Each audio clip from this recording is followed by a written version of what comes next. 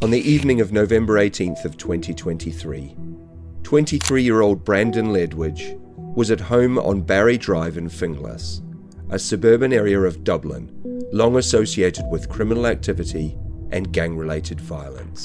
As he heard a knock at the door, he stepped outside into the front garden, completely unaware that he was about to face his final moments. The gunman, believed to be someone from his own gang, raised a weapon and fired at close range. Ledwidge was struck in the chest in what was clearly a calculated, execution-style shooting. Welcome back to Crime Chronicles. Stay tuned as we look at the brutal shooting of a former member of the Gucci gang. This story highlights the terrible cycle of violence that surrounds all those involved in gang activity. Following the shooting, emergency services arrived swiftly, with paramedics working desperately to stabilize Brandon before rushing him to the hospital. However, his injuries were too severe, and he was pronounced dead shortly after arrival. It was the tragic end of a young man who had been deeply involved in the Finglas drug trade for years.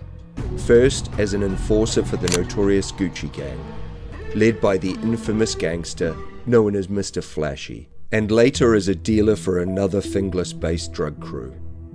While authorities worked to piece together the motive behind the murder, one thing was clear: Ledwidge was killed by someone he knew. But why? Brandon Ledwidge was born and raised in Finglas, an area with a long history of gang activity, drug dealing, and violent feuds. Crime wasn't just something distant or abstract. It was part of the everyday fabric of life. Growing up in this environment, Ledwidge was exposed to the workings of the criminal underworld from an early age. Violence had already touched his family.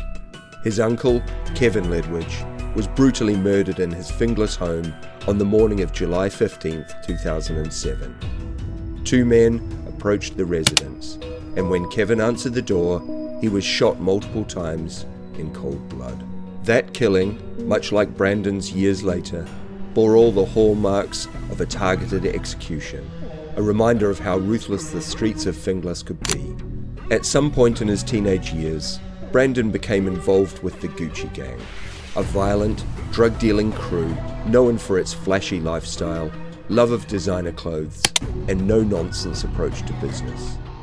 Led by the infamous Mr. Flashy, the gang operated as a structured criminal enterprise.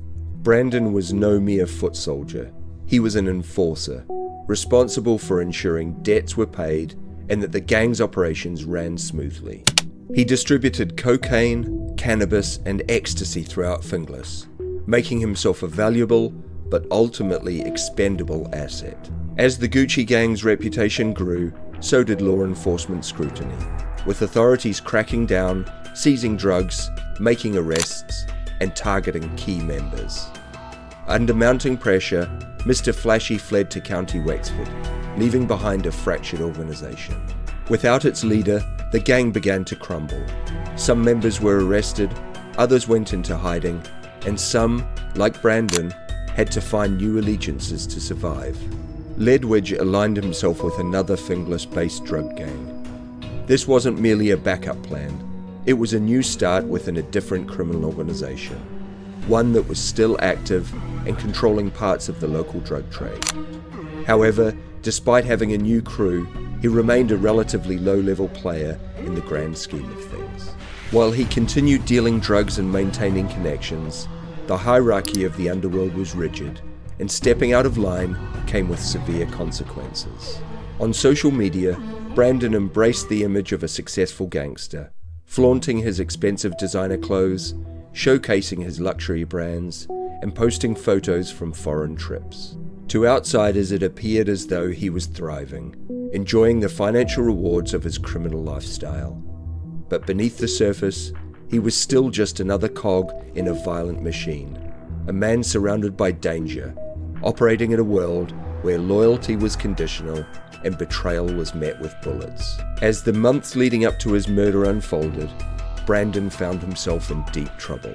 He was facing multiple court cases for drug possession with intent to supply, a legal predicament that put additional pressure on both him and those around him. But it wasn't just law enforcement that posed a threat. Rumours were swirling that he had fallen out with the very people who had once protected him. So what was the motive for Brandon's murder? By early 2023, Ledwidge was walking a precarious path. He had already survived the collapse of the Gucci gang and successfully repositioned himself within a new organisation. But in the weeks leading up to his murder, something changed.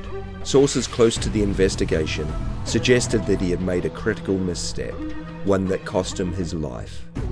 One theory suggests that Brandon was attempting to break away and start his own operation. In the underworld, such a move is seen as a direct challenge to the existing hierarchy. He had already experienced the downfall of one organisation and, with the right connections, could have been looking to establish himself as an independent dealer. A source told the media it's possible he was trying to go out on his own, and that's why he was targeted. If true, this would have made him a serious threat to his former associates. The gang he worked for controlled the local drug trade, and allowing one of their own to compete against them was unacceptable. His murder could have been a warning to others, an example of what happens when someone defies the order of things. Another possibility is that he had a direct conflict with a higher-ranking member of the organization. Reports suggest that he had been involved in a heated dispute with a senior gang figure just weeks before his death. In these criminal circles, disrespect or defiance is not tolerated. If a lower-ranking member challenges someone with more power, the response is swift and brutal. Some believe that his execution was not only about eliminating a problem, but also about maintaining the gang's authority. A third theory speculates that his death was a preventative measure. Facing legal trouble, authorities had their eyes on Ledwidge. If his gang suspected that he might cooperate with law enforcement to reduce his own sentence, they would not take that risk. Eliminating him would ensure he never had the chance to turn informant. Police held a case conference the day after the shooting, working to establish a concrete motive. However, in the streets of Finglas, the message was already understood. The people responsible weren't outsiders or unknown figures. They were the same people Brandon had worked alongside, people he had once trusted. A friend of his summed it up on social media. As you know, you can't even trust your own lads. At around 7 p.m. on that cold Saturday evening, Brandon answered the door, possibly expecting a friend, not thinking twice about the dangers that lurked outside. But the person on the other side wasn't there for a conversation. The gunfire erupted in a flash, and within seconds he was dead. In the days that followed, fear kept the neighbourhood silent. Officers conducted door-to-door inquiries, hoping for witnesses, but in places like Finglas, people rarely talked. To do so would be to invite danger upon themselves. Brandon's funeral was far from an ordinary farewell. A fleet of masked men on motorbikes swarmed Finglas village, revving their engines, turning the streets into a dramatic display of Gangland culture. Brandon's story was not unique. Many before him had walked the same path, and sadly, many more will follow. Thank you for joining us today on Crime Chronicles. Don't forget to like, subscribe, and share the channel with your friends.